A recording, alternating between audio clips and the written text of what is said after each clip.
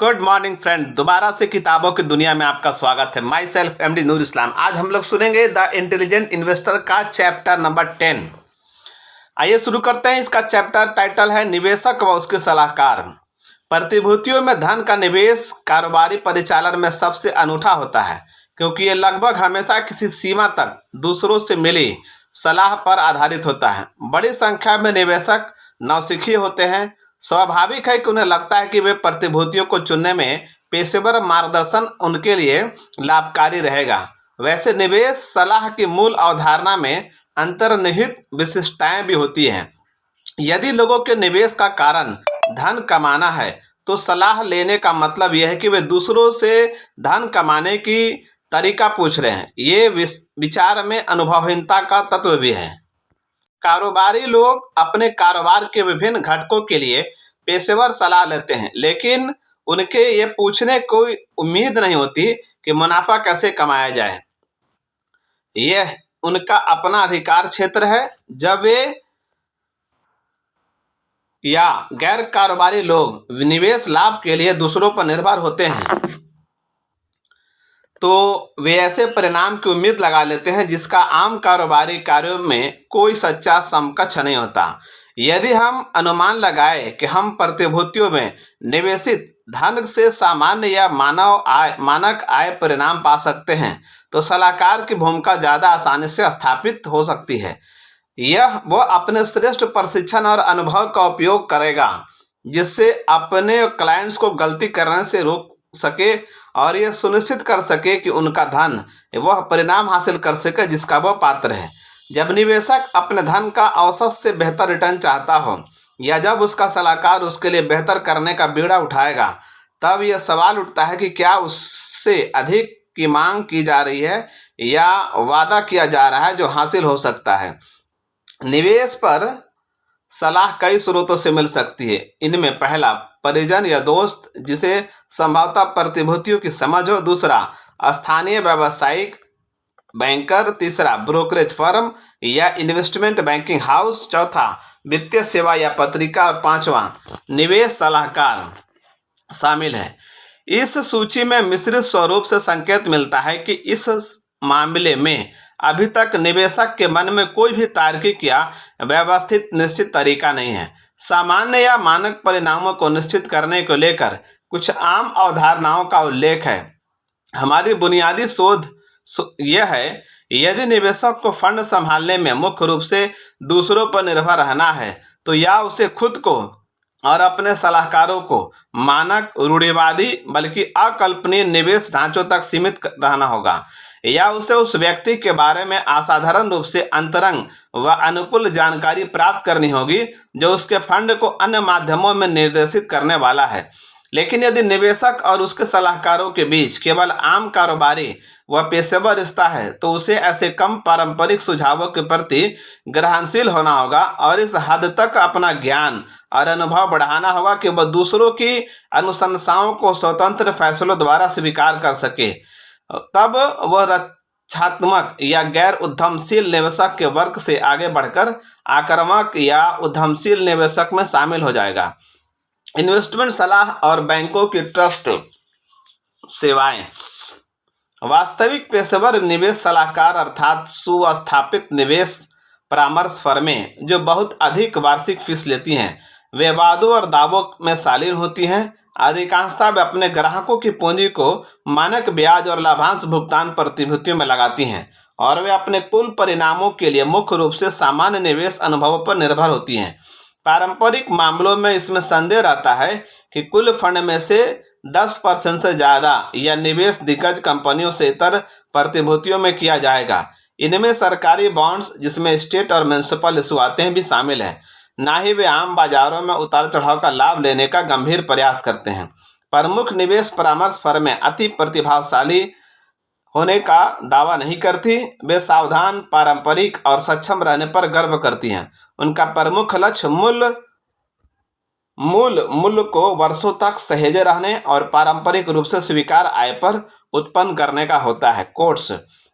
निवेश सलाह के स्रोतों की सूची उतनी ही विविध है जैसा कि जब ग्राहम ने लिखा था। सिक्योरिटीज इंडस्ट्री एसोसिएशन नामक वॉल स्ट्रीट ट्रेड ग्रुप के लिए 2002 के अंत में किए गए निवेशकों के एक सर्वेक्षण में पाया गया कि 17% निवेशक अपने जीवन साथी या मित्र पर निवेश सलाह के लिए सबसे अधिक निर्भर थे। यदि एक बैंकर पर 2% निवेशक, एक ब्रोकर पर 16%, वित्तीय पत्रिकाओं पर 10% और एक वित्तीय योजनाकार पर 24% निर्भर थे। ग्राहम के दिनों के बाद से केवल यही अंतर आया है कि अब 8% निवेशक इंटरनेट पर और 3% वित्तीय टेलीविजन कार्यक्रमों पर निर्भर रहते हैं। स्वार्थ उनका प्रमुख लक्ष्य मूल्य को वर्षों तक सहेजे रहने और पारंपरिक रूप से स्वीकार आय दर उत्पन्न करने का होता है। इससे अधिक कोई भी उपलब्धि और अपने लक्ष्य को बेहतर बनाने के प्रयास को ये लोग अतिरिक्त सेवा में लेते हैं। अपने ग्राहकों के लिए उनका मुख्य काम उन्हें महंगी पड़ने वाली गलतियां करने से बचाना है। वे उतनी ही पेशकश करते हैं जितनी रक्षात्मक निवेशक को आम जनता की सेवा करने की किसी भी परामर्शदाता से अपेक्षा करने का अधिकार है। यहाँ हमने सुस्थापित निवेश परामर्श फर्मों के बारे में जो भी कहा है वो आमतौर पर ट्रस्ट और बड़े बैंकरों की सलाहकार सेवाओं पर भी लागू होता है। वित्तीय सेवाएं। कथित वित्तीय सेवाएं ऐसे संस्थान होते हैं जो लगातार अपने सब्सक्राइबर्स को बुलेटिन, कई बार टेलीग्राम के रूप में भेजते रहते हैं। इसके विषयों में कारोबारों की स्थिति और संभावनाएं, प्रतिभूति बाजार का व्यवहार व संभावनाएं तथा निवेश मामलों में संबंधित जानकारी और सलाह शामिल होते हैं। इनमें अक्सर पूछताछ विभाग होते हैं जो ऐसे सवालों के जवाब देते हैं जो व्यक्तिगत सब्सक्राइबर को प्रभावित करते हैं। सेवा की औसत लागत उस फीस से बहुत कम होती है जो अपने व्यक्तिगत ग्राहकों से निवेश सलाहकार प्रभार के तौर पर लेते हैं। कुछ संस्थान विशेष रूप से बैप्सन तथा स्टैंडर्ड एंड पुअर्स वित्तीय सेवा व निवेश परामर्शदाता के रूप में अलग स्तर पर परिचालन करते हैं। संयोग से अन्य संस्थान जैसे स्कूडर, स्टीवंस एंड क्लार्क निवेश परामर्शदाता तथा एक व अधिक निवेश फंड्स के तौर पर अलग अलग परिचालन करते हैं। वित्तीय सेवाएं समग्र रूप से अपने को इन्वेस्टमेंट परामर्श फर्मों के विपरीत जनता के एक बिल्कुल भिन्न सेगमेंट के लिए निर्देशित रखती है। इन्वेस्टमेंट परामर्श फर्मों के ग्राहक आमतौर पर फैसले लेने की फिक्र और आवश्यकता से बचना चाहते हैं। वित्तीय सेवाएं उन लोगों को जानकारियां और मार्गदर्शन प्रदान करती हैं जो खुद अपने वित्तीय कार्यों को निर्देशित करते हैं या दूसरों को सलाह देते हैं। इनमें से अनेक सेवाएं अपने को विभिन्न तकनीकी पद्धतियों से विशेष रूप से या लगभग बाजार की चाल के पूर्वानुमान तक सीमित रहती है। Graham quotes. निवेश परामर्श फर्मों और ट्रस्ट बैंकों का चरित्र नहीं बदला है, लेकिन आमतौर पर अब वे $1 मिलियन से कम की वित्तीय संपत्ति वाले निवेशकों को अपनी सेवाएं प्रदान नहीं करते हैं। कुछ मामलों में $5 मिलियन या अधिक की आवश्यकता होती है। आज हजारों स्वतंत्र वित्तीय नियोजन फर्म एक तरह के कार्यों का निष्पादन करती हैं। हालांकि जैसा कि विश्लेषक रॉबर्ट बेरेस कहते हैं, म्यूचुअल फंड ने पसंदीदा निवेश के रूप में ब्लू चिप शेयरों की जगह ले ली है। साथ ही विविधीकरण ने सुरक्षा मानक की गुणवत्ता का स्थान ले लिया है। ये देखने के बाद हम सिरे से इसे खारिज करते हैं क्योंकि इनका काम निवेशकों की उन मायनों में परवाह नहीं करता जैसा कि इस पुस्तक में शब्दावली का उपयोग हुआ है। वहीं दूसरी ओर कुछ सबसे ज़्यादा जाने माने जैसे कि मूडीज इन्वेस्टमेंट सर्विसेज और स्टैंडर्ड एंड पुअर्स को ऐसे सांख्यिकी संगठन के तौर पर पहचाना जाता है जो बहुत बड़े सांख्यिकी डेटा संकलित करते हैं। ये डेटा सभी गंभीर प्रतिभूति विश्लेषणों पर आधार बनते हैं। इन सेवाओं के भिन्न भिन्न किस्म के ग्राहक होते हैं जिनमें सबसे रूढ़िवादी निवेशकों से लेकर सबसे शीर्ष स्पेकुलेटर तक आते हैं। इसके परिणाम स्वरूप अपने मशवरों और अनुशंसाओं तक पहुंचने में किसी भी स्पष्ट या बुनियादी दर्शन से जुड़े रहना उनके लिए कठिन होता है। मूडीज और इसके जैसी अन्य काफ़ी पुरानी स्थापित सेवाएं स्पष्ट रूप से बड़ी संख्या में निवेशकों को निश्चित ही कुछ सार्थक प्रदान करती हैं। ये क्या है? बुनियादी रूप से वे उन मामलों को संबोधित करती हैं जिनमें एक औसत सक्रिय निवेशक स्पेकुलेटर की दिलचस्पी होती है और इस संबंध में उनका नजरिया या तो कुछ हद तक प्रामाणिक होता है या कम से कम असहाय ग्राहकों से तो ज़्यादा ही विश्वसनीय होता है। वर्षों से ये वित्तीय संस्थाएं बिना किसी के इस गतिविधि को गंभीरता से लिए स्टॉक मार्केट का पूर्व अनुमान लगा रही हैं। इस क्षेत्र के बाकी सब लोगों की तरह कभी वे सही होते हैं तो कभी गलत। जहां संभव होता है वे अपने राय को रोक देते हैं जिससे वे पूरी तरह गलत साबित होने के जोखिम से बच सकें। डेल्फिक अस्पष्ट वाक्यों को एक सुविकसित कला है जो अपने को भविष्य की हर स्थिति के अनुकूल कर लेती है। हमारे दृष्टि में जो शायद पूर्वग्रह से ग्रस्त है, उनके काम का यह भाग वास्तव में निरर्थक है, सिवाय इसके कि वह प्रतिभूति बाजार में मानवीय स्वभाव पर प्रकाश डालता है। लगभग हर कोई उस साधारण शेयर को लेने में रुचि रखता है जिसके बारे में किसी दूसरे ने कहा हो कि उसे लगता है कि बाजार में क्या होने वाला है। चूंकि मांग बनी हुई है, इसलिए आपूर्ति की जानी चाहिए। जाहिर है, कारोबारी हालात की उनकी व्याख्याएं और भविष्यवाणियां निश्चित ही अधिक प्रामाणिक और सूचनात्मक होती हैं। यह आर्थिक बुद्धिमत्ता के महान निकाय का अहम हिस्सा है जो प्रतिभूतियों के क्रेताओं और विक्रेताओं के बीच निरंतर प्रसारित होता है और शेयरों व बॉन्ड्स की अधिकांश परिस्थितियों के तहत बहुत हद तक तार्किक भाव निर्मित करने का रुख रखता है। निसंदेह वित्तीय सेवाओं द्वारा प्रकाशित सामग्री उपलब्ध जानकारी के कोष में जुड़ती है और उनके ग्राहकों के निवेश फैसलों को मजबूत करती है। उनकी व्यक्तिगत प्रतिभूतियों की अनुशंसाओं का आकलन करना कठिन है। हर सेवा अलग से आकलन की पात्र है और इसका निष्कर्ष केवल अनेक वर्षों के समुचित, विस्तृत और समावेशी अध्ययन पर आधारित हो सकते हैं। हमारे अपने अनुभव में हमने देखा है कि इनमें एक ऐसा व्यापक नजरिया होता है जिससे ज़्यादा उपयोगी सलाह देने का इनका कार्य बिगड़ सकता है।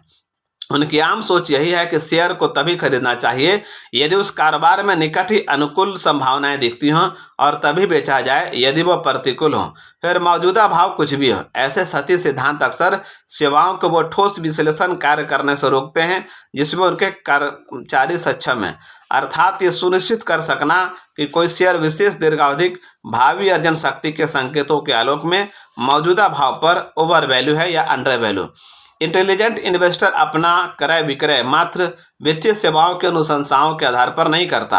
एक बार ये बिंदु स्थापित हो जाने के बाद वित्तीय सेवाओं की भूमिका जानकारियां देने और प्रस्ताव सुझाने भर के लिए उपयोगी रह जाती है।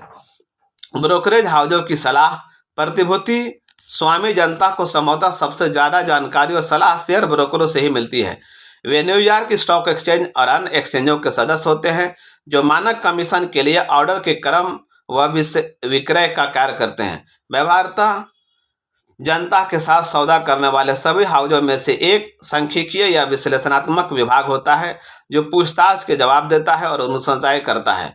बहुत सा विश्लेषणात्मक साहित्य, जिनमें से कुछ काफ़ी विस्तृत और कीमती होते हैं, बिना शुल्क लिए फर्म के ग्राहक को दिए जाते हैं, जिन्हें वे प्रभावशाली ढंग से क्लाइंट्स कहते हैं। इस मासूम दिखते सवाल पर भी काफ़ी चर्चा होती है कि इनके लिए कौन सा नाम उचित है, ग्राहक या क्लाइंट। कारोबार में ग्राहक होते हैं, पेशेवर व्यक्ति या संस्थान के क्लाइंट्स होते हैं। वॉल स्ट्रीट ब्रोकरेज बिरादरी में शायद किसी भी कारोबार से संभवतः ज़्यादा उच्च नैतिक मानक होते हैं, लेकिन वो अभी भी सच्चा पेशेवर होने के मानक और पैमाने पर रास्ता तलाशी रही है। अतीत में वॉल स्ट्रीट मुख्य रूप से स्पेकुलेशन में फला फूला है और स्टॉक मार्केट स्पेकुलेटर के लिए बतौर वर्ग धन खोना हमेशा निश्चित होता है। अतः ब्रोकरेज हाउसों के लिए यह तार्किक रूप से असंभव रहा है कि इनका परिचालन पूरी तरह पेशेवर आधार पर किया जाए। यह करने के लिए उन्हें अपने कारोबार को बढ़ाने की जगह घटाने का प्रयास करने की जरूरत होगी। Graham quotes. कुल मिलाकर वॉल स्ट्रीट ने कभी ग्राहम जैसा शख्स और निंदक पर्यवेक्षक नहीं देखा। हालांकि इस दुर्लभ मामले में वो इतना ज़्यादा निंदक नहीं थे। ऐसा कहा जा सकता है कि वॉल स्ट्रीट में कुछ व्यवसायों की तुलना में उच्च नैतिक मानक हो सकते हैं। तस्करी, वेश्यावृत्ति, कांग्रेस द्वारा लॉबी करना और पत्रकारिता दिमाग में आते हैं, लेकिन फिर भी निवेश की दुनिया में इतनी संख्या में झूठे, धोखेबाज और चोर मौजूद तो होते ही हैं कि वे शैतान के क्लर्कों को आने वाले कई दशकों तक व्यस्त रख सकते हैं। कुछ ब्रोकरेज हाउस जिस हद तक इस दिशा में गए हैं और उनसे जितना बढ़ने की उम्मीद की जा सकती थी, वह यह थे कि वे किसी को भी स्पेकुलेट करने के लिए प्रेरित या प्रोत्साहित ना करें। ऐसे हाउसेज ने खुद को केवल प्राप्त आदेशों के निष्पादन, वित्तीय जानकारी व विश्लेषण प्रदान करने और प्रतिभूतियों के निवेश गुण दोष पर राय देने तक सीमित कर लिया है। इसलिए कम से कम सैद्धांतिक रूप से ही वे सभी दायित्वों से मुक्त होते हैं, फिर चाहे उनके स्पेकुलेटिव ग्राहक को लाभ हो या हानि। अधिकांश स्टॉक एक्सचेंज हाउसेज फिर भी पुराने नारों का अनुसरण करते हैं कि वे कमीशन कमाने के कारोबार में हैं और इस कारोबार में सफल होने का तरीका यही है कि वे ग्राहक को वो दें जो वो चाहता है, क्योंकि सबसे लाभकारी ग्राहक को स्पेकुलेटिव सलाह और सुझाव चाहिए होते हैं। इस कारण पारंपरिक फर्में बाजार में दैनिक सौदों पर नजदीकी नजर रखती हैं। इस तरह वे अपने ग्राहकों को उस क्षेत्र में धन कमाने में मदद करती हैं जहां गणित के नियमानुसार अंत में उनके नसीब में हारना ही है। हमारे कहने का मतलब यह अधिकांश ब्रोकरेज हाउस ग्राहकों के लिए परिचालन का स्पेकुलेटिव हिस्सा लंबे समय तक लाभकारी नहीं रह सकता, लेकिन उनका परिचालन जिस सीमा तक वास्तविक निवेश जैसा लगता रहेगा, तब तक उन्हें निवेश लाभ मिलता रहेगा जो उनके स्पेकुलेटिव नुकसान से अधिक होगा। निवेशक स्टॉक एक्सचेंज हाउसेस के दो प्रकार के कर्मचारियों से सलाह और जानकारियां लेता है, जिन्हें अब आधिकारिक रूप से कस्टमर ब्रोकर्स या अकाउंट एग्जीक्यूटिव और वित्तीय विश्लेषक के नाम से जाना जाता है। कस्टमर ब्रोकर्स को रजिस्टर्ड रिप्रेजेंटेटिव अधिकृत प्रतिनिधि भी कहा जाता है, जिन्हें पहले कम सम्मानित नाम कस्टमर मैन से पुकारा जाता था। आज यह मुख्यतः अच्छे चरित्र व प्रतिभूतियों की काफी जानकारी रखने वाला व्यक्ति होता है जो सफल नियमों के तहत सही कार्य करता है। ग्राहम कोट्स 1990 के दशक के अंत में हजारों लोगों ने इस विश्वास में स्टॉक खरीदा कि वॉल स्ट्रीट के विश्लेषक निष्पक्ष और मूल्यवान सलाह दे रहे हैं, लेकिन उन्हें चोट खाकर ही समझ में आया कि ग्राहम इस बिंदु पर बिल्कुल सही थे। दिलचस्प बात यह है कि यह तीखी आलोचना ग्राहम अपने समय में पूर्णकालिक दलालों पर निर्देशित कर रहे थे, लेकिन यह 1990 के दशक के अंत में इंटरनेट दलालों पर लागू हो गई। इन फर्मों ने आकर्षक विज्ञापन पर लाखों डॉलर खर्च कर ग्राहकों को अधिक व्यापार करने और जल्दी जल्दी व्यापार करने के लिए प्रेरित किया। अंत में अधिकांश ग्राहकों ने किसी और को अपनी जेब काटने के लिए भुगतान करने के बजाय खुद अपनी जेब का नुकसान कर लिया। ऊपर से इस तरह के सौदों में सस्ता कमीशन लगना परिणाम की दृष्टि से उचित योगदान भी नहीं है। इसी बीच अधिकांश पारंपरिक ब्रोकरेज फर्मों ने वित्तीय नियोजन और एकीकृत परिसंपत्ति प्रबंधन पर जोर देना शुरू कर दिया, बजाय इसके कि वे अपने दलालों को केवल कमीशन उत्पन्न करने के आधार पर भुगतान करें।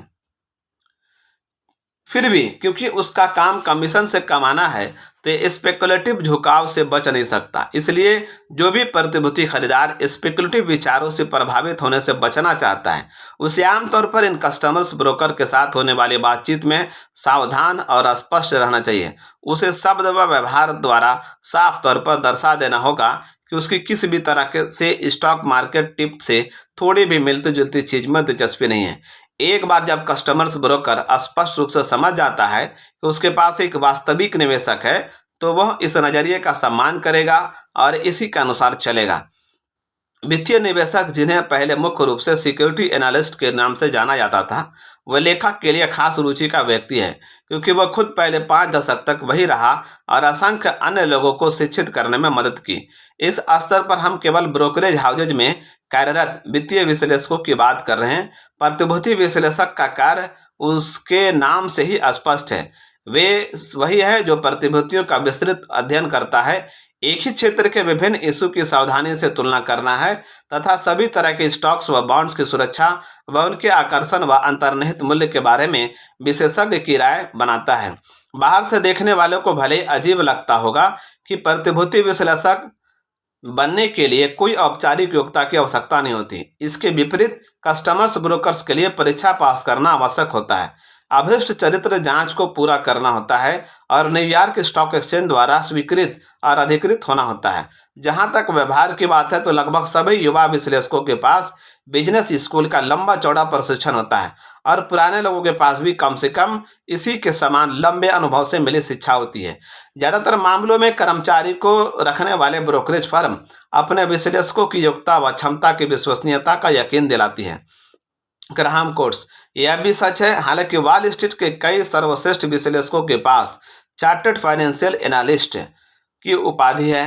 उम्मीदवारों द्वारा वर्षों का कठोर अध्ययन पूरा करने और कठिन परीक्षाओं में उत्तीर्ण होने के बाद ही association of investment management and research, पूर्व में फाइनेंशियल एनालिस्ट फेडरेशन द्वारा CFA प्रमाणीकरण प्रदान किया जाता है। दुनिया भर में 50,000 से अधिक विश्लेषकों को CFA के रूप में प्रमाणित किया गया है। दुर्भाग्य से प्रोफेसर स्टैनली ब्लॉक द्वारा हाल ही में किए गए एक सर्वेक्षण में पाया गया अधिकांश CFA ग्राहम की शिक्षाओं की अपेक्षा करते हैं।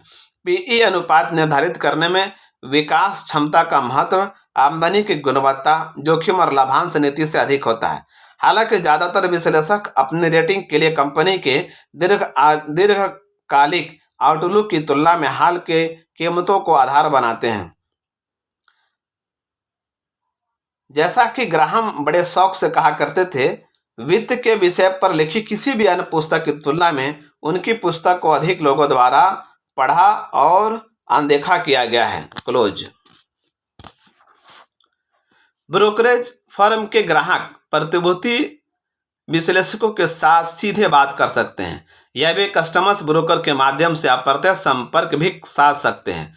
दोनों ही मामलों में विश्लेषक अपनी पूरी जानकारी और सलाह के साथ ग्राहक के लिए उपलब्ध रहता है। चलिए यहाँ एक ठोस बयान देते हैं। निवेशक के लिए प्रतिभूति विश्लेषक का मूल्य मोटे तौर पर निवेशक के अपने नजरिए पर निर्भर करता है।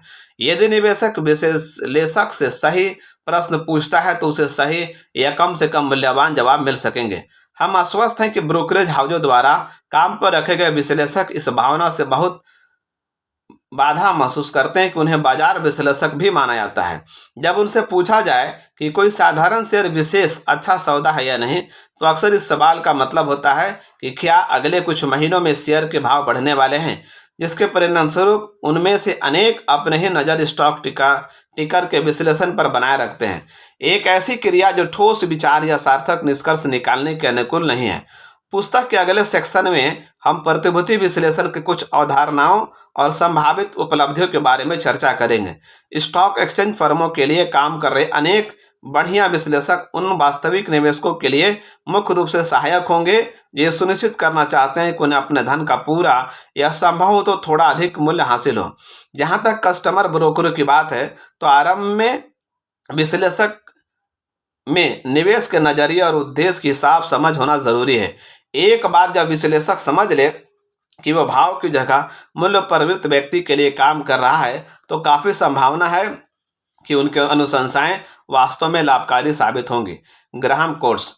आज एक सिक्योरिटी एनालिस्ट के लिए किसी आम आदमी को सीधे उससे संपर्क करने की अनुमति देना बेहद असामान्य बात है। अधिकांशतः शीर्ष संस्थागत निवेशकों को ही वॉल स्ट्रीट एनालिस्ट के सिंहासन पर आसीन व्यक्ति के पास जाने का मौका मिल पाता है। अगर किस्मत अच्छी हो तो शायद एक व्यक्तिगत निवेशक न्यूयॉर्क शहर के बाहर मुख्यालय वाले क्षेत्रीय ब्रोकरेज फर्मों में कार्यरत किसी एनालिस्ट से संपर्क करने में सफल हो सकता है। सार्वजनिक रूप से कारोबार करने वाले अधिकांश कंपनियों की वेबसाइटों पर निवेशकों के लिए जानकारी से संबंधित के स्थान पर उस स्टॉक पर पैनी निगाह रखने वाले विश्लेषकों की सूची मिल जाती है और वेबसाइट विश्लेषकों की शोध रिपोर्ट उपलब्ध कराती है। लेकिन बुद्धिमान निवेशकों को यह स्मरण रखना चाहिए कि अधिकांश विश्लेषक व्यवसायों का विश्लेषण नहीं करते हैं। इसके बजाय वे बस स्टॉक की भविष्य की कीमतों के बारे में अंदाजा लगाते हैं। क्लोज। वित्तीय विश्लेषक के लिए CFA सर्टिफिकेट। 1963 में वित्तीय विश्लेषकों को पेशेवर पदवी और दायित्व देने के लिए एक अहम कदम उठाया गया। चार्टर्ड फाइनेंशियल एनालिस्ट CFA का आधिकारिक पद अब उन वरिष्ठ अभ्यासकर्ताओं को दिया जाता है जिन्होंने आवश्यक परीक्षा पास की हो, वह भी अन्य फिटनेस टेस्ट पर खरे उतरते हों। इसमें शामिल विषयों में प्रतिभूति विश्लेषण व पोर्टफोलियो प्रबंधन शामिल है। लंबे समय से स्थापित सर्टिफाइड पब्लिक अकाउंटेंट की पदवी से समरूपता प्रत्यक्ष और अभिप्रायपूर्ण है।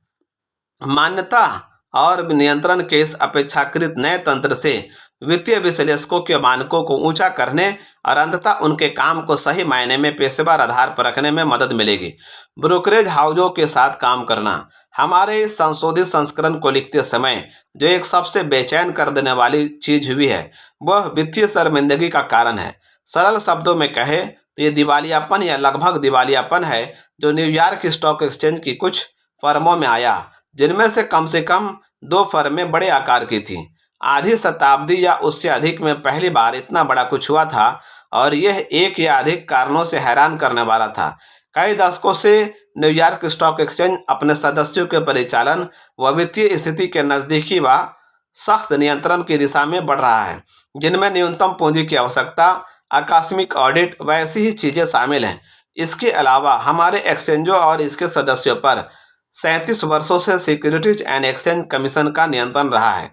अंत में स्टॉक ब्रोकरेज उद्योग स्वयं अनुकूल स्थिति में परिचालन करता रहा है। Graham quotes. CFA कार्यक्रम की स्थापना के पीछे बेंजामिन ग्राहम ने प्रमुख भूमिका निभाई थी। उन्होंने लगभग 2 दशकों तक इसकी वकालत की, तब जाकर ये कहीं मूर्त रूप ले पाया। ग्राहम के मन में 2 फर्में थीं, वे शायद ड्यूपॉन्ट ग्लोर फोर्गन एंड कंपनी और गुड बॉडी एंड कंपनी थी। ड्यूपॉन्ट रासायनिक संपत्ति के वारिसों द्वारा स्थापित को 1970 में टेक्सास के उद्यमी एच रॉस पैरोट ने $50 मिलियन से अधिक उधार देकर दिवालियापन होने से बचाया था। गुड बॉडी संयुक्त राज्य अमेरिका के 5वें सबसे बड़े ब्रोकरेज फर्म 1970 के अंत में विफल हो जाती यदि मेरिल लिंच ने इसका अधिग्रहण नहीं किया होता। हेडन स्टोन एंड कंपनी भी डूब जाती अगर इसे अधिकृत नहीं किया गया होता। 1970 में कम से कम 7 ब्रोकरेज फर्म दिवालिया हो गई थी।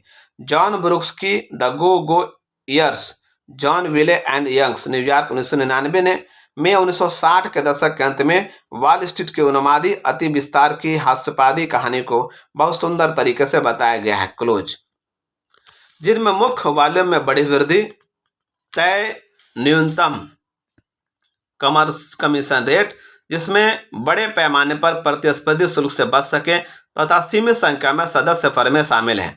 ब्रोकरेज हाउसों की पहली वित्तीय समस्या 1969 में वॉल्यूम में बढ़ोतरी के कारण थी।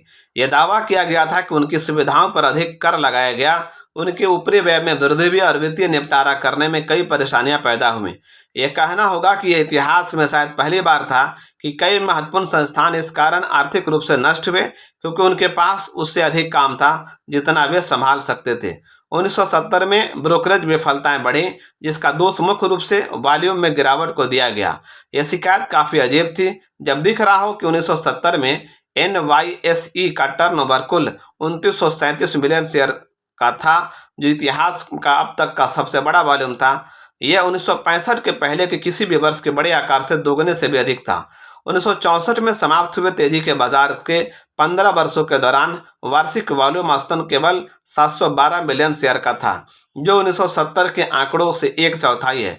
लेकिन ब्रोकरेज कारोबार ने इतिहास की अपनी सबसे शानदार समृद्धि का आनंद लिया था। यदि जैसा दिख रहा है, सदस्य फर्मों ने कुल मिलाकर अपने ओवरहेड व अन्य खर्चों को इस दर तक बढ़ा लिया जो वर्ष के दौरान वॉल्यूम में थोड़ी कमी को भी सह नहीं सकते थे। यह उनकी कारोबारी कुशलता या वित्तीय रूढ़िवादिता दोनों में से किसी की अच्छाई प्रदर्शित नहीं करता। वित्तीय समस्या का तीसरा कारण आखिरकार धुंधलके से बाहर आया और हमें लगता है कि सभी तीनों में से यह सबसे स्वीकार और अर्थपूर्ण है। ऐसा लगता है जैसे कुछ ब्रोकरेज हाउसेज ने अपनी पूंजी का बड़ा हिस्सा व्यक्तिगत भागीदारों के स्वामित्व वाले साधारण शेयरों के रूप में रखा था। इनमें से कुछ अत्यधिक स्पेकुलेटिव थे और अधिक मूल्य पर निष्पादित हुए। जब 1969 में बाजार में गिरावट आई तब ऐसा प्रतिभूतियों के भाव काफ़ी गिरे और इसके साथ ही फर्मों की पूंजी का काफ़ी बड़ा हिस्सा गायब हो गया। सच यह है कि दोगुना मुनाफा कमाने के लिए भागीदार उस पूंजी से स्पेकुलेशन करने लगे थे, जिससे ब्रोकरेज कारोबार की सामान्य वित्तीय बाधाओं से ग्राहकों की रक्षा करनी थी। यह क्षमा योग्य नहीं था। हम इससे कुछ ज़्यादा नहीं कहना चाहते। निवेशकों को अपनी बुद्धिमत्ता का उपयोग केवल अपनी वित्तीय नीतियों में ही नहीं बल्कि संबंधित वित्त विवरणों में भी करना चाहिए। इसमें आदेशों के निष्पादन के लिए प्रतिष्ठित ब्रोकर का चयन भी शामिल है। अब तक हमारे पाठकों को इतना परामर्श देना पर्याप्त था कि वे केवल न्यूयॉर्क स्टॉक एक्सचेंज के सदस्य के साथ ही कारोबार करें जब तक उनके पास किसी गैर सदस्य फर्म की सेवा लेने का कोई बाध्यकारी कारण न हो। थोड़ा हिचकिचाते हुए हम इस क्षेत्र में कुछ और सलाह भी देना चाहेंगे। हमें लगता है जिन लोगों के पास मार्जिन अकाउंट नहीं है और हमारी भाषा में इसका मतलब सभी गैर पेशेवर निवेशक हैं, उन्हें अपने प्रतिभूतियों की डिलीवरी और प्राप्ति बैंक को संभालने देना चाहिए।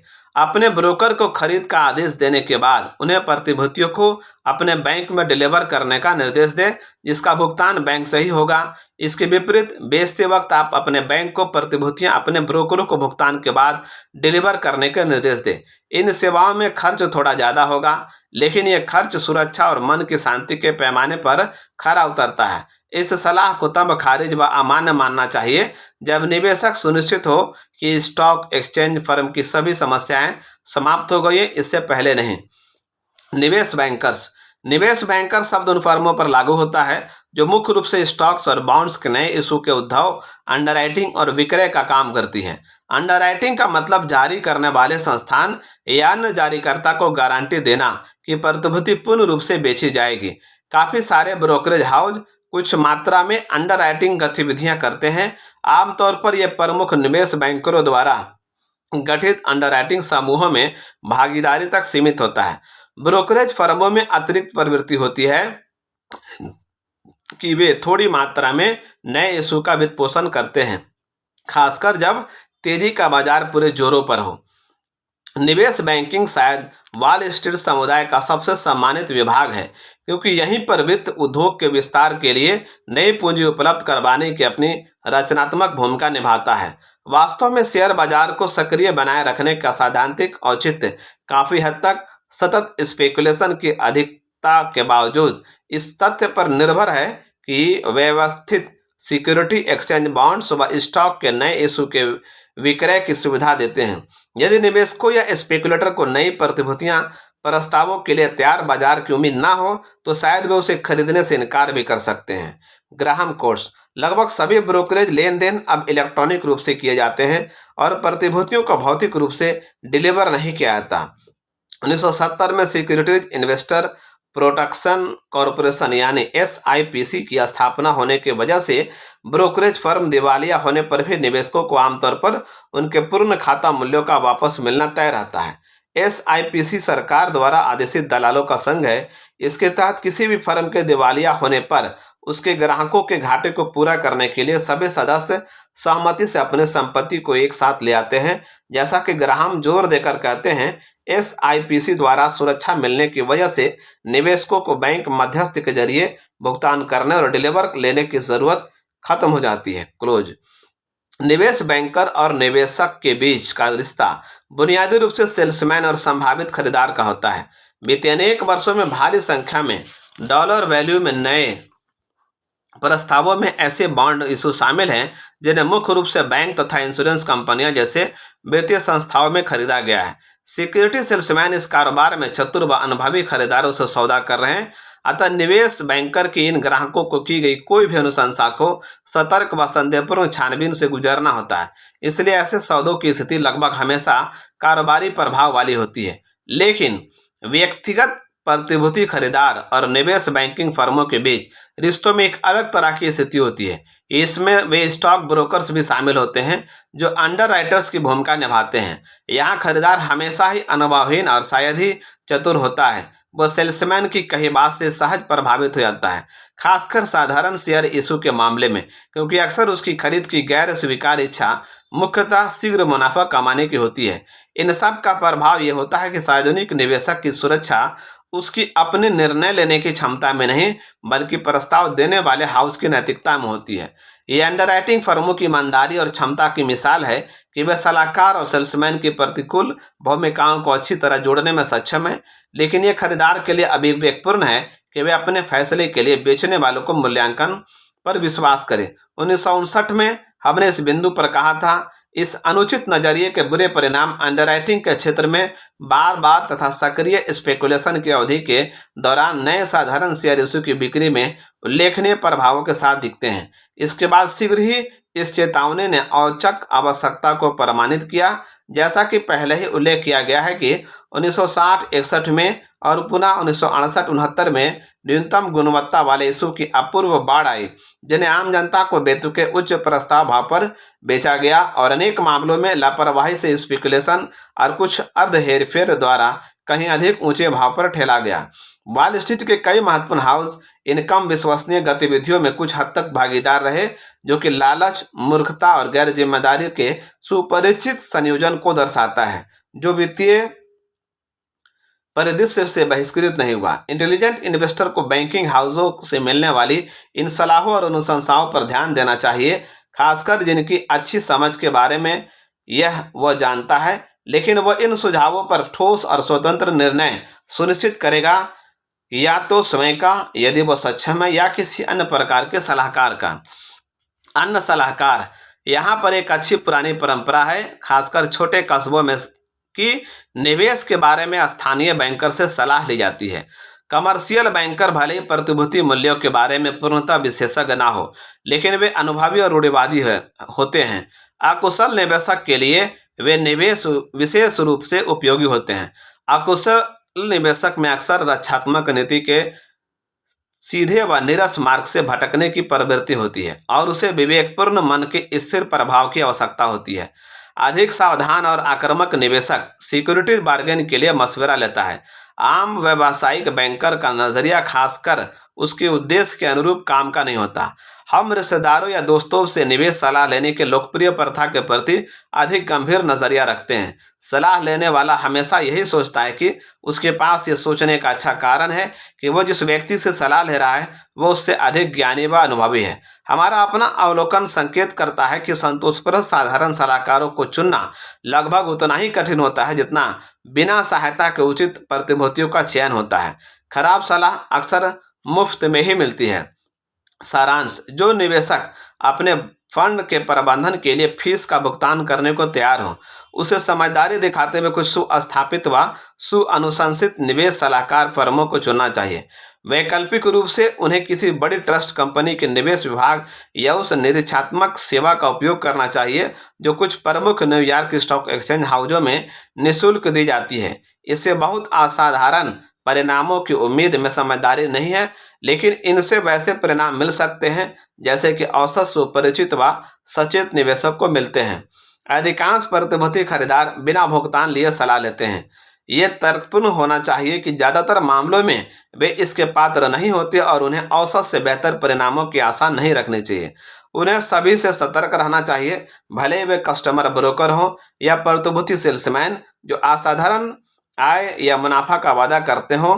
ये प्रतिभूतियों के चयन और बाजार में व्यापार के मायावी और शायद भ्रामक कला में मार्गदर्शन दोनों पर लागू होता है। रक्षात्मक निवेशक, जैसा कि हमने बताया, आमतौर पर अपने सलाहकारों को प्रतिभूति अनुशंसाओं पर स्वतंत्र फैसले लेने के योग्य नहीं होते, लेकिन वे यह बताने में स्पष्ट हो सकते हैं, यहाँ तक कि बार बार कि वे किस तरह की प्रतिभूति खरीदना चाहते हैं। अगर वे हमारे नुस्खे पर चलते हैं तो वे अपने आप को हाई ग्रेड बॉन्ड्स तथा बड़ी कंपनियों के साधारण शेयरों तक सीमित रखें, विशेष रूप से उन्हें जिन्हें वे व्यक्तिगत भाव स्तर पर खरीद सकते हो, जो अनुभव और विश्लेषण के पैमाने पर उच्च न हो। किसी भी प्रतिष्ठित स्टॉक एक्सचेंज हाउस का प्रतिभूति निवेशक विश्लेषक ऐसे उचित साधारण शेयरों की सूची बना सकता है और अपने वित्तीय अनुभवों द्वारा निवेशक को प्रमाण दे सकता है कि मौजूदा भाव स्तर पर्याप्त रूप से रूढ़िवादी है या नहीं। आक्रामक निवेशक आमतौर पर अपने सलाहकारों के सक्रिय सहयोग से काम करता है। वह उनकी अनुशंसाओं के विस्तृत विवरण चाहता है और वो अपने खुद के फैसलों को लागू करने पर जोर देता है। इसका मतलब है कि निवेशक अपने उम्मीदों और प्रतिभूति परिचालन के चरित्र को इस क्षेत्र में अपने खुद के ज्ञान और अनुभव के तौर पर विकसित करेगा। केवल अपवाद स्वरूप मामलों में ही जहां सलाहकार की निष्ठा और योग्यता साफ दिखती हो, वहां क्या निवेशक को दूसरे की सलाह पर कार्य करना चाहिए, बिना समझे फैसले से सहमत होना चाहिए। इसके अलावा इन्हीं में अनैतिक शेयर सेल्समैन और रात भर में बने शेयर ब्रोकर भी होते हैं। हमारी अपने पाठकों को सलाह है कि यदि संभव हो तो वे केवल न्यूयॉर्क स्टॉक एक्सचेंज के सदस्यों के सौदों तक ही सीमित रहें, लेकिन हम विशेष सावधानी रखने वाली सलाह भी देंगे कि अधिक सचेत रहते हुए प्रतिभूतियों की डिलीवरी और भुगतान का काम निवेश बैंकर्स को मध्यस्थ बनाकर ही करें। वॉल स्ट्रीट ब्रोकरेज हाउस की परेशान करने वाली तस्वीर कुछ वर्षों में भले ही पूरी तरह साफ हो गई हो, लेकिन 1971 के उत्तरार्ध में हमारी यही सलाह रही कि बाद में पछताने से अच्छा है अभी सावधान रहें। अध्याय 10 पर टिप्पणी। मैं उस आयरिश लड़की का शुक्रगुजार हूँ जिसने देखा कि दार्शनिक थेल्स हमेशा अपने समय आसमान की ओर देखते हुए चिंतन में व्यतीत करते हैं और उनकी आंखें हमेशा ऊपर लगी रहती हैं। लड़की ने कुछ रख कर उनका मार्ग बाधित किया ताकि वे ठोकर खाए, जिससे वो उन्हें चेता सके कि आसमानी चीजों के विचार से मन बहलाने का समय तब आएगा जब पांव में पड़ी चीज देख ली हो। निश्चित ही उसने उन्हें सही सलाह दी कि आकाश को देखते रहने के बजाय अपनी तरफ देखो। Mission D Martin. क्या आपको मदद चाहिए? 1990 के दशक के अंतिम शानदार दिनों में बहुत से निवेशकों ने अकेले चलने का चयन किया। अपनी खुद की रिसर्च करके, खुद शेयर चुनकर और ऑनलाइन ब्रोकर के माध्यम से ट्रेड करते हुए निवेशकों ने वॉल स्ट्रीट के रिसर्च, सलाह और ट्रेडिंग के महंगे ढांचे को अनदेखा कर दिया। दुर्भाग्य से बहुत से समय करने वालों ने अपने स्वतंत्रता के अधिकार का उपयोग महामंदी के बाद के सबसे खराब मंदी के बाजार से पहले किया, जिससे अंत में उन्हें महसूस हुआ कि उन्होंने अकेले जाकर मूर्खता कर दी। निश्चित ही यह अनिवार्य सत्य नहीं है, क्योंकि जिन लोगों ने हर फैसला पारंपरिक स्टॉक ब्रोकर पर छोड़ा था, नुकसान उन्हें भी हुआ। लेकिन कई निवेशक अनुभव, मूल्यांकन और उस दूसरी राय के राहत महसूस करते हैं जो एक अच्छा वित्तीय सलाहकार प्रदान कर सकता है। कुछ निवेशकों को कोई बाहरी व्यक्ति चाहिए होता है जो उन्हें दिखा सके कि उसके लिए अपने निवेश पर कितने रिटर्न कमाना जरूरी है और उन्हें कितना अतिरिक्त धन बचाना चाहिए, जिससे वे अपने वित्तीय लक्ष्य हासिल कर सकें। शेष सब सिर्फ इससे ही फायदा उठाते हैं कि अपने निवेश के नीचे जाने पर किसी दूसरे को दोष दे सकें। इस तरह आत्मसंदेह के कारण खुद अपने को कोसने की जगह आप किसी ऐसे व्यक्ति की आलोचना करते हैं जो पारंपरिक रूप से अपने को बचाने के साथ ही आपको प्रोत्साहित भी कर सकता है। इससे शायद आपको यह भावनात्मक सहारा मिल जाएगा जिससे आप स्थिर रूप से निवेश करते रह सकते हैं, जबकि अन्य निवेशकों का दिल डूब रहा हो। कुल मिलाकर बात बस इतनी सी है कि जैसे ऐसा कोई कारण नहीं कि आप अपना पोर्टफोलियो खुद नहीं संभाल सकते, तो इसमें भी कोई शर्त की बात नहीं यदि आप इसके प्रबंधन में पेशेवर मदद लेते हैं। आपको कैसे पता चलेगा कि आपको मदद की ज़रूरत है? इसके कुछ संकेत हैं। बड़ा नुकसान।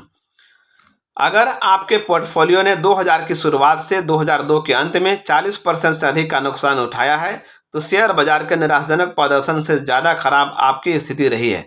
इससे कोई फर्क नहीं पड़ता कि इस नुकसान का कारण आपका आलस्य था, लापरवाही या केवल दुर्भाग्य, लेकिन ऐसे बड़े नुकसान के बाद आपका पोर्टफोलियो मदद की गुहार लगा रहा है। बजट से बाहर। यदि आप पूरे वर्ष जरूरतें पूरी करने के लिए संघर्ष करते रहे हैं और नहीं जानते कि आपका धन कहाँ जा रहा है और नियमित शेड्यूल से धन बचाना असंभव लगता है और लंबे समय से अपने बिलों का भुगतान समय पर ना कर पा रहे हो, तो आपका वित्त नियंत्रण में नहीं है। एक सलाहकार आपके लिए विस्तृत वित्तीय योजना बनाकर अपने धन पर पकड़ बनाने में आपकी मदद कर सकता है, जिससे वो ढांचा मिले कि आपको कैसे और कितना खर्च करना है, उधार लेना है, बचाना है और निवेश करना है। अस्त व्यस्त पोर्टफोलियो। बहुत से निवेशक सोचते थे कि उन्होंने 1990 के दशक के अंत में विविधीकरण कर लिया था, क्योंकि वे 39 भिन्न इंटरनेट स्टॉक्स या 7 भिन्न यूएस ग्रोथ स्टॉक फंड के मालिक थे।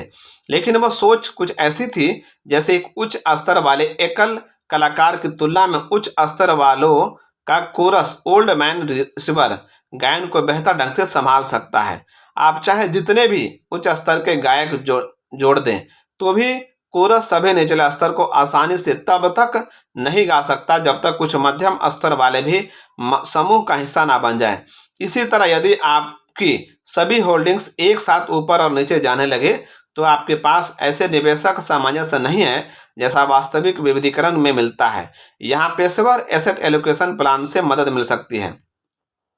बड़े बदलाव। अगर आप सेल्फ एम्प्लॉयड हैं और अपने लिए रिटायरमेंट प्लान बनाना चाहते हैं, आपके वृद्ध माता पिता का वित्त नियोजित नहीं है या आपके लिए अपने बच्चों को कॉलेज पढ़ाना वहन करने योग्य नहीं है, तो एक सलाहकार न केवल आपकी दिमागी शांति दिला सकता है, बल्कि जीवन की गुणवत्ता में वास्तविक सुधार लाने में आपकी मदद भी कर सकता है। इससे बढ़कर एक योग पेशेवर सुनिश्चित कर सकता है कि आपको फायदा मिले तथा आप टैक्स कानूनों और रिटायरमेंट नियमों को चकरा देने वाली जटिलताओं का पालन कर सकें।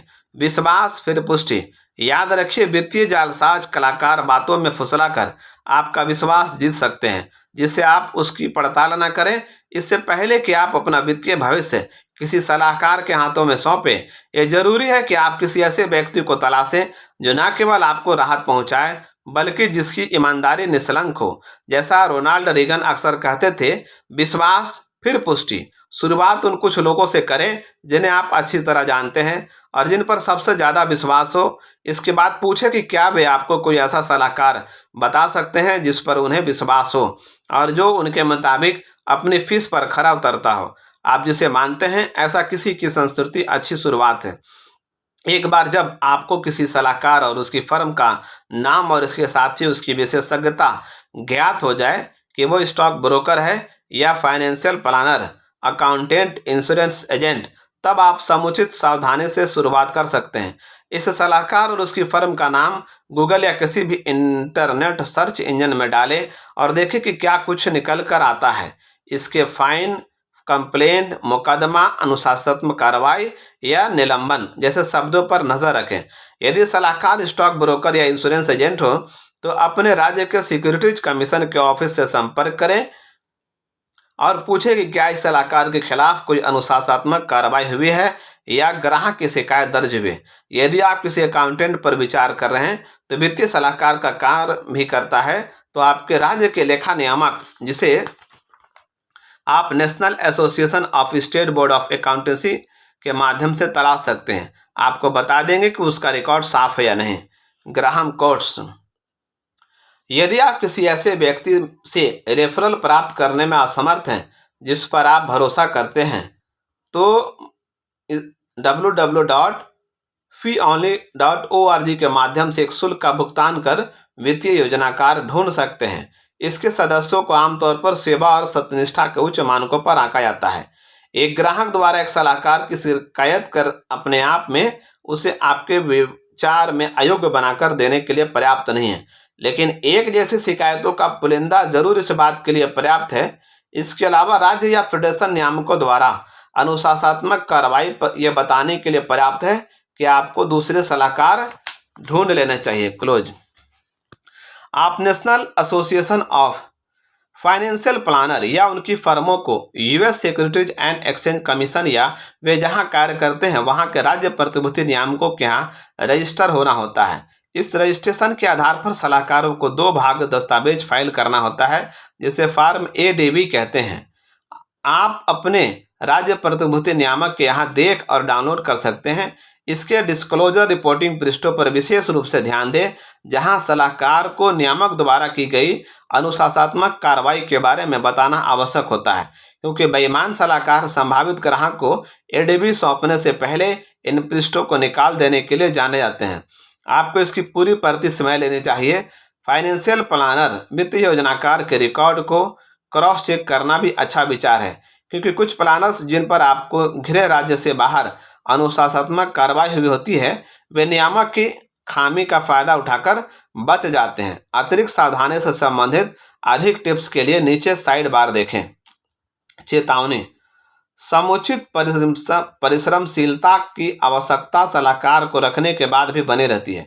मेरीलैंड राज्य की security commissioner Melanie centre Lubin सुझाव देती हैं कि इन शब्दों व वाक्यों पर नजर रखें जो समस्या बन सकते हैं। लुबिन चेतावनी देती है कि अगर आपका सलाहकार बार बार ये शब्द बोलता रहता है या आपको कुछ ऐसा करने के लिए मजबूर करता है जो आप नहीं करना चाहते, तो जितनी जल्दी हो सके अधिकारियों से संपर्क कर सके।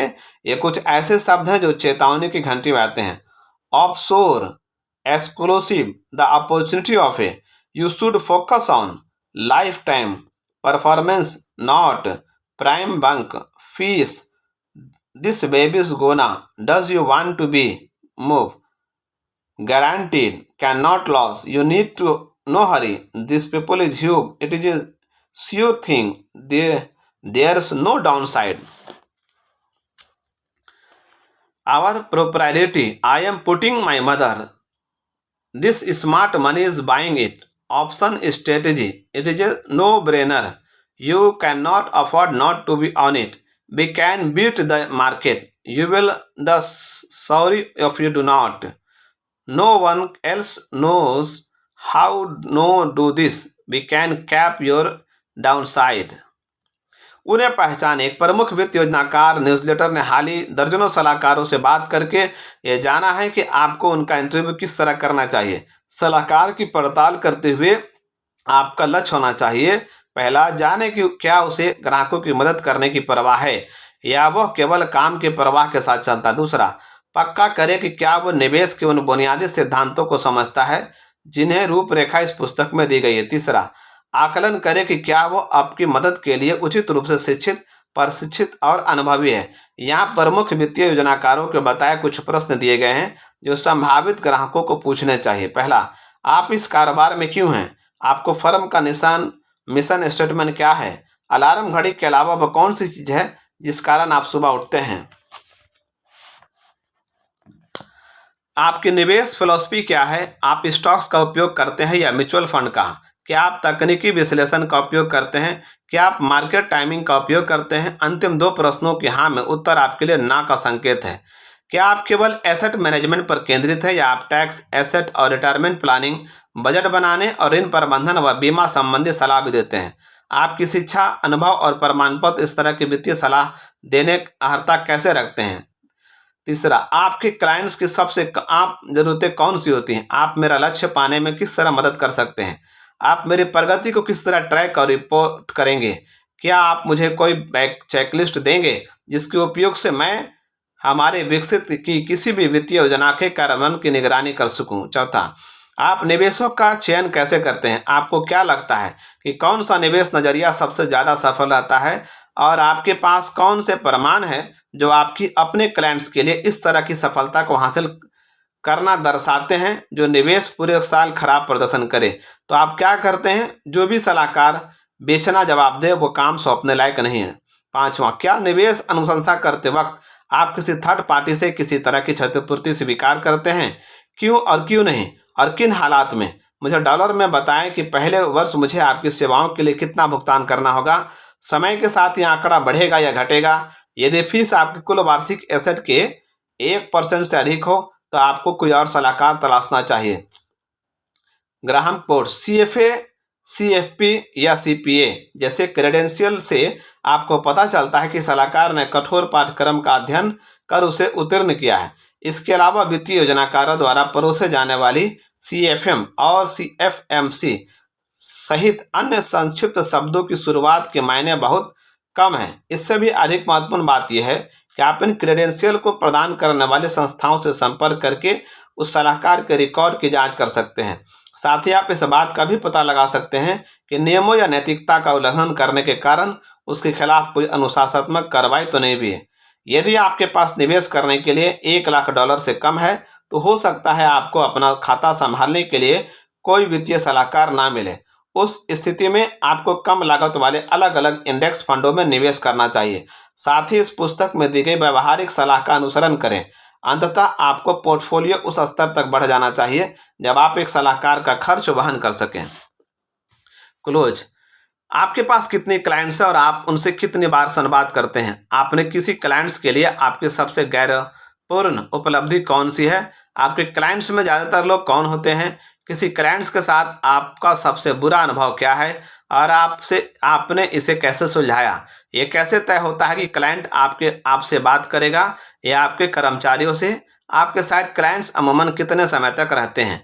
क्या मैं सैंपल अकाउंट स्टेटमेंट देख सकता हूँ? अगर आप इसे समझ ना सके तो सलाहकार को समझाने के लिए कहें, और अगर आपको उसकी बात समझ ना आए तो वह आपके लिए उचित नहीं है।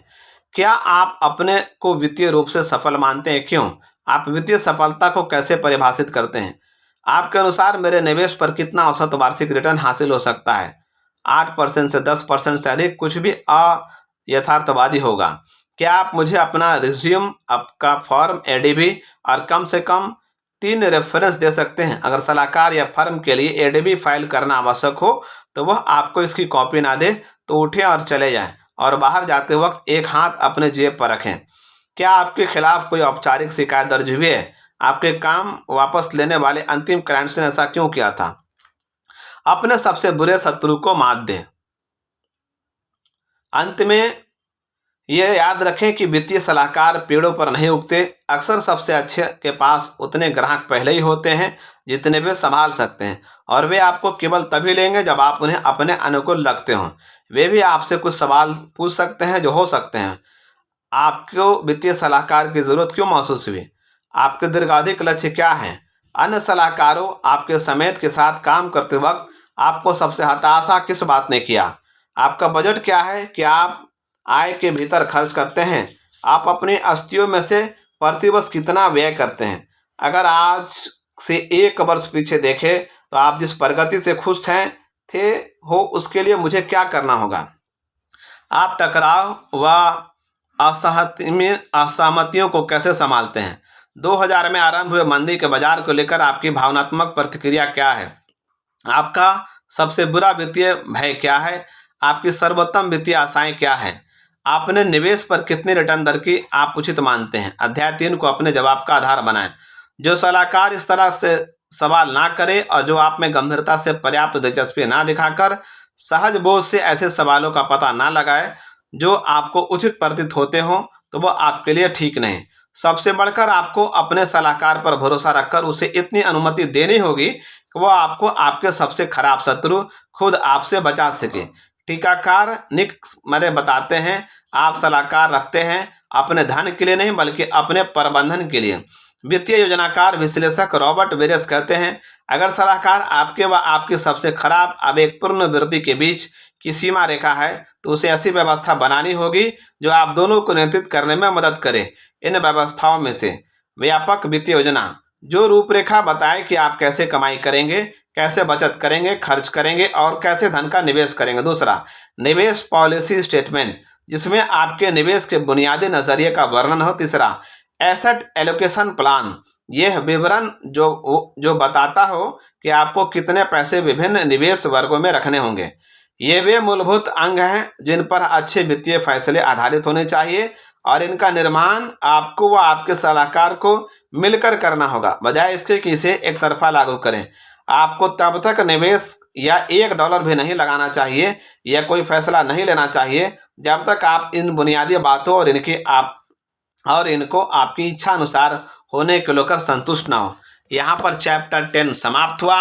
आपको कैसा लगा जरूर बताइए। आपको अच्छा लगा तो लाइक शेयर सब्सक्राइब जरूर कीजिए। Thank you.